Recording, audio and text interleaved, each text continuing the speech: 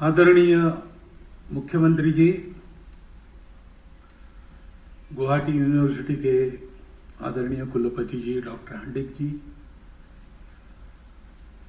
पुस्तक के लेखक मेरे मित्र श्रीमान ननीगोपाल महंत जी, उपस्थित सभी गणमान्य नेतागण, नागरिक सज्जन, माता भगिनी,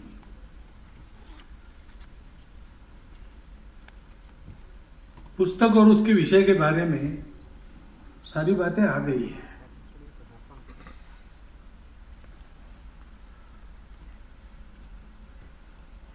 CAA और NRC, इसको लेकर जो चर्चा चली उसको विषय बनाकर इस पुस्तक की निर्मित हुई है। एक तात्कालिक बात है।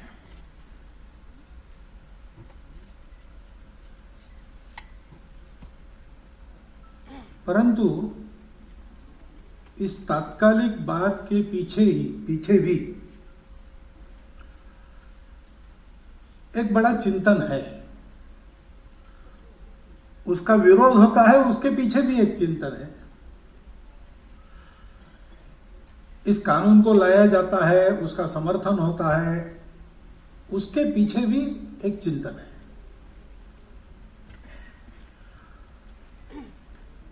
और चिंतन की कौन सी दिशा हम सब लोगों के लिए कल्याणकारी है, इसका विचार हम लोगों को करना पड़ता है। ऐसे प्रसंग मनुष्य जीवन में, दुनिया के जीवन में, अपने देश के जीवन में, अपने प्रदेश के जीवन में आते हैं, जाते हैं। उनके परिणाम अच्छे या बुरे तब होते हैं जब उनका स्वरूप समझकर, उनके पीछे का चिंतन समझकर हम उचित दिशा को पकड़ते हैं। ऐसी पुस्तक ननीगोपाल जी लिखने जा रहे हैं, ये उन्होंने पहले बता दिया था। ऐसी पुस्तक यानी इस पुस्तक में नरेशन क्या होगा, दिशा क्या होगी, ये नहीं बताया था। इस विषय पर वो लिखने वाले हैं, ऐसा उन्होंने मुझे लगभग 2-3 वर्ष पहले बताया था। और उन्होंने कहा था कि आप आइए उसके लिए। तो पुस्तक में क्या होगा इसका विचार किए बिना मैंने उनको हाथ भेज दिया था। मुझे पता नहीं था इसमें क्या आने वाला है, लेकिन उनका परिचय होकर कुछ वर्ष हो गए थे, 3-4 बार भेंट हुई थी। उसमें ये ध्यान में आया था कि जो भी वो लिखेंगे वो तथ्यों के आधार पर लिखेंगे, प्रामाणिकता के से लिखेंगे, और जैसे तथ्य है वैसे लिखेंगे। तथ्यों को भी कैसे सामने रखना, ये भी एक कला होती है ना, इंटरप्रिटेशन की कला होती है। स्टैटिस्टिक्स के बारे में भी ऐसा नहीं, उसका इंटरप्रिटेशन कैसा भी हो सकता है। अभी हमारे संघ के आर्काइव्स में इतने सारे मेरे चित्र वगैरह उपलब्ध है, पहले नहीं रहते थे, आजकल है। तो उसको जोड़ के आपके सामने परसेप्शन रखा गया है। वो पूरा सच होगा ऐसा नहीं, लेकिन है। लेकिन मुझे यह पता था कि यथा तथ्य जैसा दिखता है, जो है वही लिखने का इनका स्वभाव है। और हम लोग सब जो काम करते हैं, संघ का काम करते हैं, हमारे मन में सबके भले की ही भावना रहती है और सत्य पर चलने का संकल्प है। तो तथ्यों में से जो सत्य बाहर आएगा उसको डरने की हमको जरूरत नहीं है। इसलिए ननीगोपाल जी रिसर्च करने वाले हैं और उसके आधार पर कुछ लिखने वाले हैं। तो क्या होगा ये पता नहीं, तो भी मैंने कह दिया मैं आऊंगा, और उस प्रकार मैं आया। मैं इसलिए बता रहा हूं कि पुस्तक का एक निष्कर्ष है, वो आपके सामने आ गया है। अब हर बात को लेकर बवाल तो मचाने की पद्धति है ही आजकल, इसको लेकर भी बवाल मचा सकते हैं लोग कि एक ऐसा नया कुछ किया गया नहीं, ये हुआ है।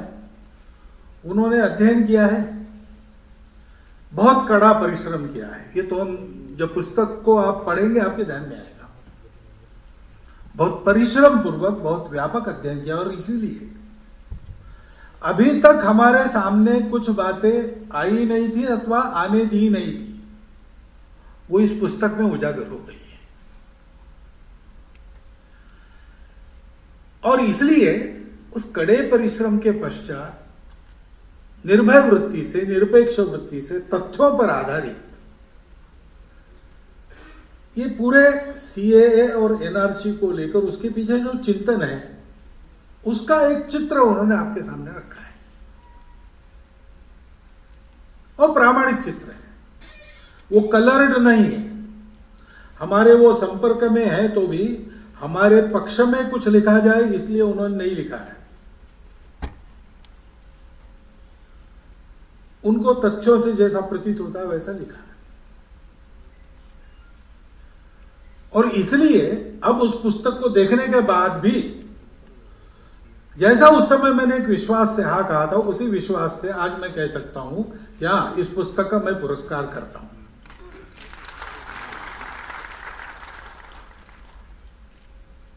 क्योंकि कुछ बातें जिनका विचार हमारे मन में सदा रहना चाहिए, हमको उसको कभी नहीं भूलना चाहिए। वो बातें इस पुस्तक के कारण उजागर होती। पहली बात उन्होंने भी कही पुस्तक का परिचय देते समय कि असम की पहचान का विचार ये कितना प्राचीन है और कहां से जुड़ता है। मैं ऐसा देखता हूं कि भारत की प्रत्येक भाषा, प्रांत आदि आदि जो कुछ विविधता है उसका इतिहास उस प्राचीन समय से जुड़ता ही है। तब कैसा था बिल्कुल वैसा आज नहीं होगा, लेकिन वहां से निकला, उसके कारण उत्पन्न हुआ, जिसको व्याकरण में शब्द है तद्भव, ऐसा तद्भव सब कुछ है भारत में।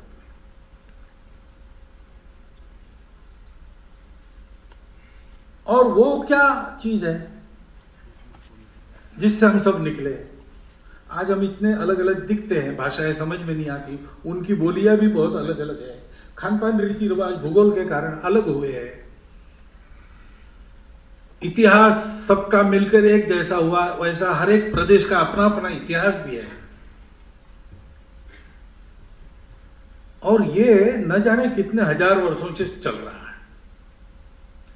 बिल्कुल आधुनिकतम और भारत के प्रति बिल्कुल सहानुभूति न रखने वाला इतिहास भी हम देखें, उसका अगर उसका भी मंतव्य अगर ग्रहण करें तो कम से कम 4000 साल से ही चल ही रहा है। वो अनुमान गलत है, बहुत प्राचीन है, लेकिन अर्वाचीन भी मान ले तो यह सारा 4000 वर्षों से चल रहा है। दुनिया में एक भी उदाहरण ऐसा नहीं है कि जिसमें इतनी सारी विविधताएं इकट्ठा 4000 साल चली, बिना झगड़ा किए चली, आपस में मिलजुल कर चली, और सबकी सब कायम है आज भी।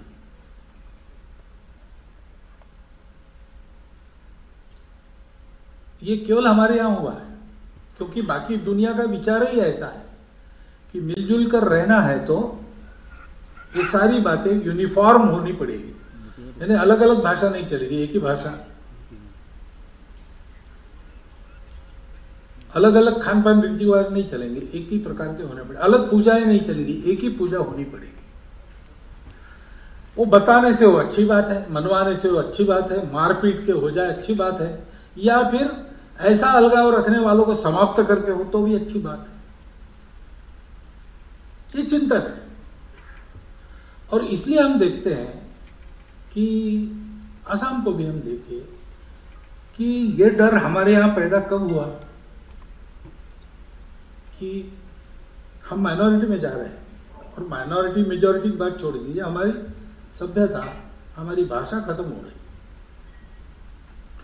तो ये कोई प्राचीन समय से नहीं है, अभी बताया कि महाभारत के समय से उल्लेख आता है, तो लोगों का आना जाना तो चला ही होगा। अब यहां महाभारत में अर्जुन के प्रवास का वृत्त मिलता है, यहां पर वैवाहिक संबंध भी उनके बने हैं, तो काफी ये माइग्रेशन चला ही है अपने देश में पहले से है। घुलना मिलना भी हुआ, लेकिन ऐसा डर कभी पैदा नहीं हुआ कि दूसरों के आने से हम खत्म होंगे, और नहीं भी हुए। लेकिन जब ऐसा पड़ोसी आया, ऐसा व्यक्ति आया, ऐसा सोचने वाले आए कि एक होने के लिए एक ही प्रकार आवश्यक है, दो प्रकार नहीं चलते, तब फिर ये खतरे आ गए। क्योंकि सारी जीवन का सारा विचार ही इस पर आधारित है कि जहां भी हम रहे वहां हम डोमिनेंट रहे, हम साथ में रहे, ऐसा नहीं।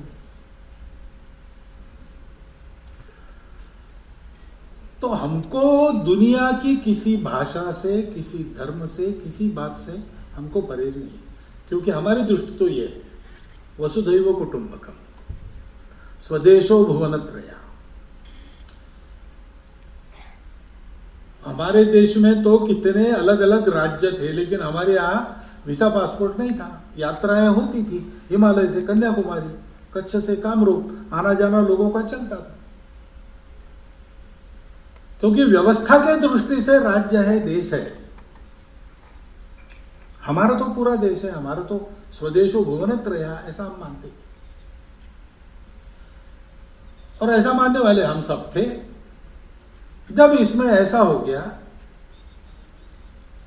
कि नहीं, ऐसा नहीं है, अगर भुवनत्रय मेरा स्वदेश होना है तो उसमें मेरी ही भाषा चलेगी, मेरे ही भगवान चलेंगे, मेरा ही खान पान चलेगा,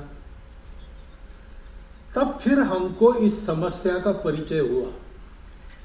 ऐसा भी डर रहता है, इसका पता चला।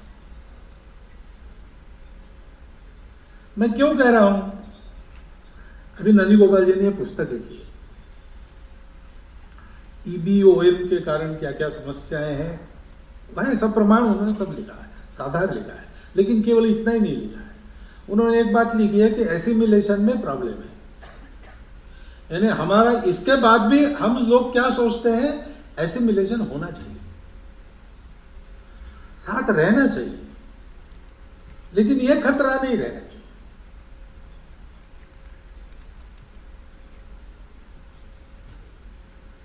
ऐसी हमारी सोच है। और ये समस्या हुई क्यों? तो 1930 से योजनाबद्ध रीति से और मुसलमानों की संख्या बढ़ाने के प्रयास हुए। उसका कारण जैसा बताया गया अभी कि कोई संतरास था इसलिए इधर आके यहां संख्या बढ़े, ऐसा था, ऐसा नहीं। इकोनॉमिक कोई आवश्यकता थी, ऐसा नहीं।